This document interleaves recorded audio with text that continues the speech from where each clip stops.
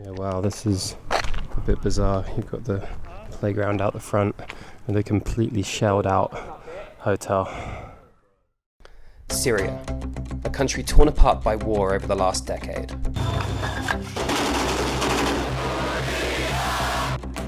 Right now, governments around the world advise against all travel and recommend to get out of the country as soon as you can. But I have the chance to go in and show another side to this country. A side that you might not expect.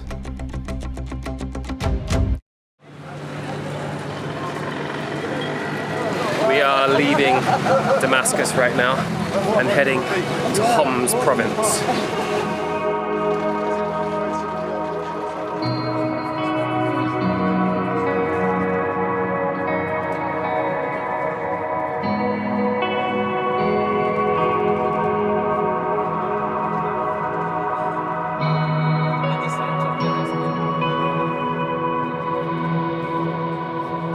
These are all bullet holes. So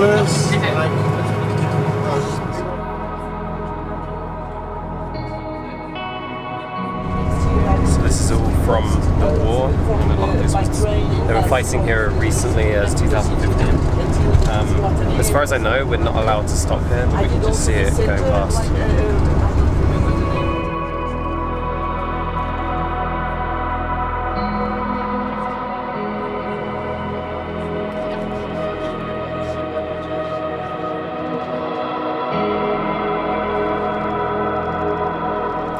We just drove for an hour outside Damascus and loads of buildings were completely destroyed. Like some of those parts there only had pretty intense fighting just a few years ago, so even for about 10 minutes as we were coming out of Damascus, on both sides all of the buildings were destroyed and there were bullet holes and lots of different military towers, and you can really see how much it's been affected. Like a lot of it hasn't been rebuilt yet at all. We've now arrived to a monastery just outside with this viewpoint. I'm not sure which monastery it is. I'm going to ask, and I should have some information in a minute. But yeah, since we first got to Damascus, being inside the old city, it doesn't really feel like you could easily forget that there was such a huge war here very recently, but just seeing all the construction, the destruction then really reminded and made it painfully obvious what happened here. I looked it up and the estimate is that since 2011, 400,000 people have died in the war. The various wars. They destroyed everything more or less. They destroyed the icons. They took some of which, and then they destroyed this altar. You see, it's restored recently. You see, and they opened this part here to make it as way out for them. والإبرة والروح كتشو هوش أخل أوانا عم تهرى آمين.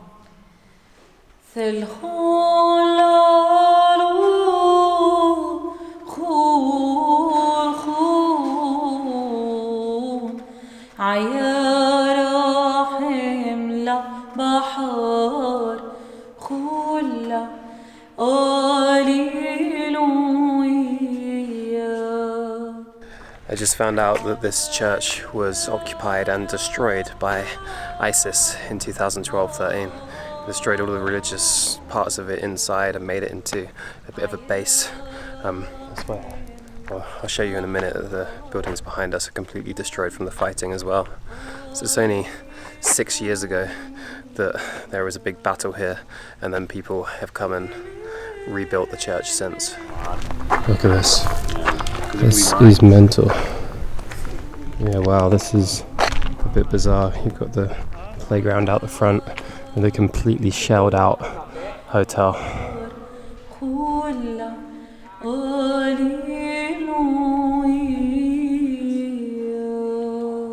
You see this whole face of it has just been shelled out. Like all of that has been destroyed by rockets or artillery or something like that. And it's a bit bizarre. You've got the playground here and then just a completely destroyed and abandoned hotel behind it.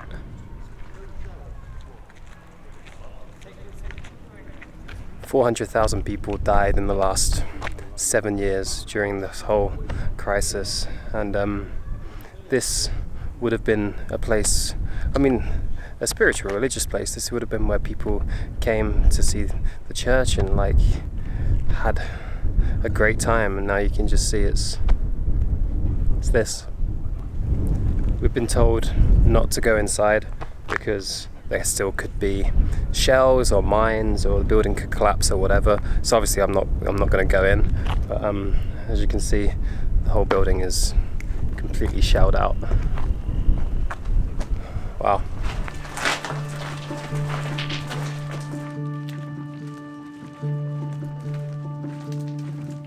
Whoa, this is cool. We're walking to another monastery or site now, and you can pass through this canyon. Oh, wow. Yeah, the scenery here is really interesting. Whoa! Yeah, this is different.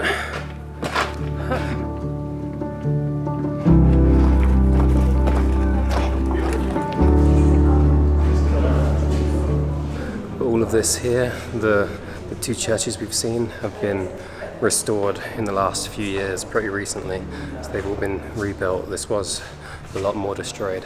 But they're the first two things really to be rebuilt here, because then more people will start to come back, and that will then, if you have more tourism here because of it, then that money will trickle down and maybe this town will pick up again.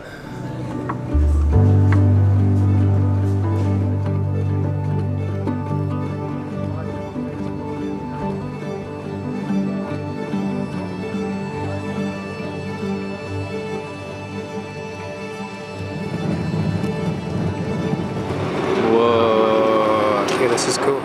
I'm in the Cracta Chevalier's castle right now, and this was one of the most important Crusader castles dating back from the 1100s. Because of its position and because of how high the walls are, it was one of the most impressive castles and fortresses ever built.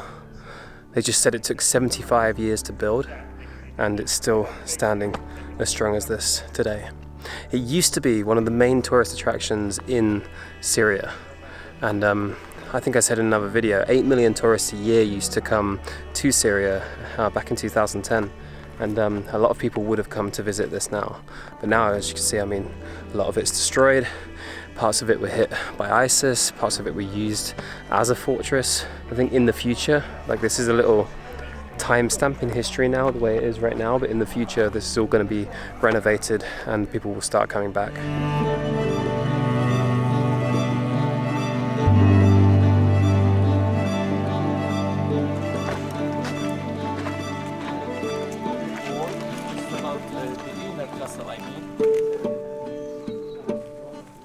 So that's kind of mind-blowing to me that hardly anyone else has come here in the last 8 years as a tourist. And in the future, this will all be renovated, it'll be rebuilt, there'll be hordes of tourists here again, hopefully, when Syria does become a destination to go to.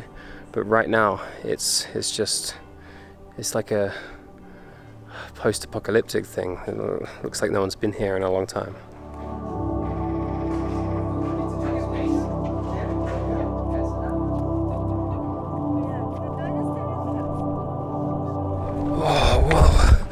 This is actually epic. Look at the size of that. We're walking along the top of the wall, or the outer wall right now, and that's the inner keep. Yeah, this is very cool. This is definitely, I mean, if you get the chance, I'm not going to advocate to come to Syria right now, but if you get the chance, this will be a sight to see.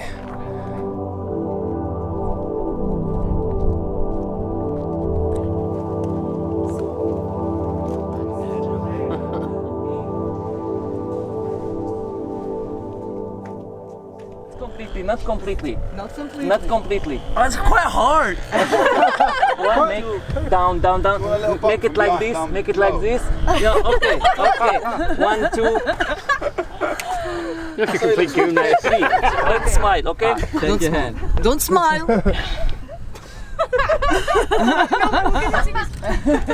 It's been on the whole time.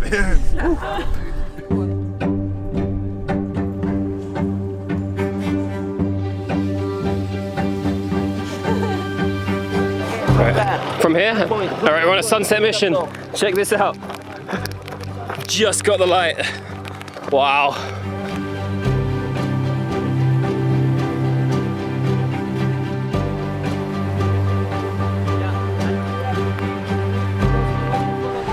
Wow. We just ran into the top of an abandoned hotel. You can see there's smashed glass everywhere. But look at what the view would have been. It's so sad, but that could be such an epic place to come and visit. And the whole country descended into war, and instead this was home for snipers and all the people that own this. God knows what happened to them. Yeah. Like, everything around here is destroyed. It's only the fortress that stayed intact. If I'm looking right now, then all of these buildings are completely destroyed as well.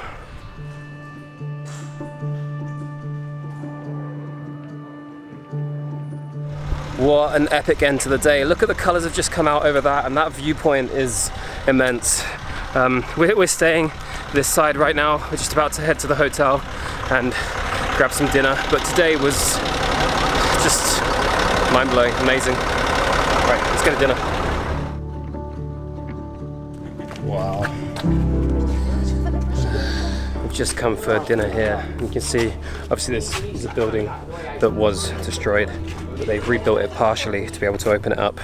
And this is where we're having dinner with that view.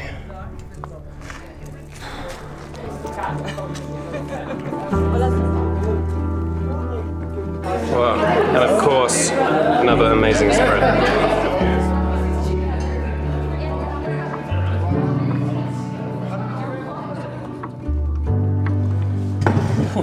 Okay, this is our hotel where we stayed last night, and I'm looking at Crac de Chevaliers right now. It's the perfect view over it, but it's completely empty.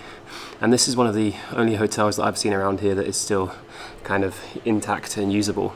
Most of the hotels around the castle especially were all completely blown out and no real windows and just abandoned and destroyed. Yeah, it's a real...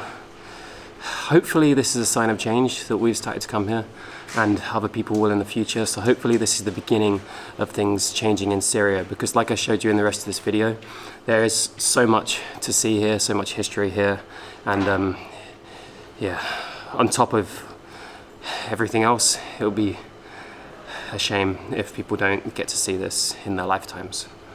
But yeah, hopefully this is the beginning of something new for Syria, and I'm going to leave it there because we have more to see today. I think we're heading into Homs city, so check back for that. But for now, thank you for watching and see you in the next video.